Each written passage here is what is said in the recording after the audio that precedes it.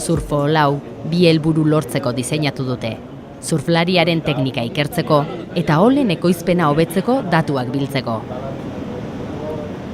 Surf Sense izena jarri diote eta Tecnalia eta Pukasen elkarlanetik sortu da.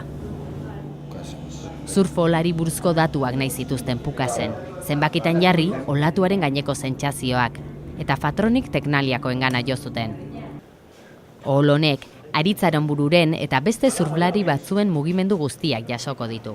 Ze abiadura izan duen une bakoitzean eta bira egitean oinak non zituen jarrita ere gordeko du. Neurketa batzuekin, oholaren portaera mekanikoari erreparatu nahi izan diote. Adibidez, surfista bat olatu bat jeisten ari danean, bera iristeanean esfuertzo bat egiten dio tablari goraka egiteko, ez? Orduan, garrantzizkoa da, esfuertzo horren erantzuna nola dan tablarena, goraka indarra handiz ateratzeko edo hor geldituta gelditzeko, adibidez, ez?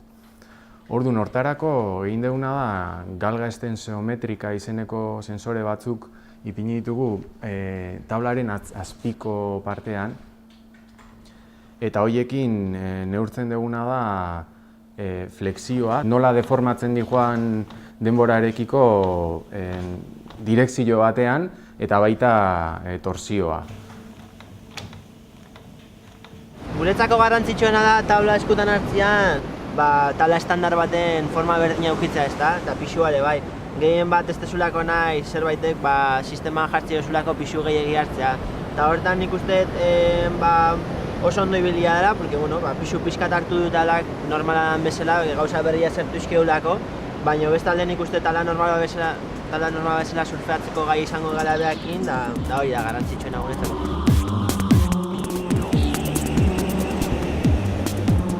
Piskal kontuak inibili berda, ez da, lehenengo aldiz sose probatzean ean, fijatzen egon naiz, aber dana ondo joan, ja bigarren olatuan ondoren ikusi dana onda izala funtzionatzen, eta gur pixka gehiago mateko gai izan gara.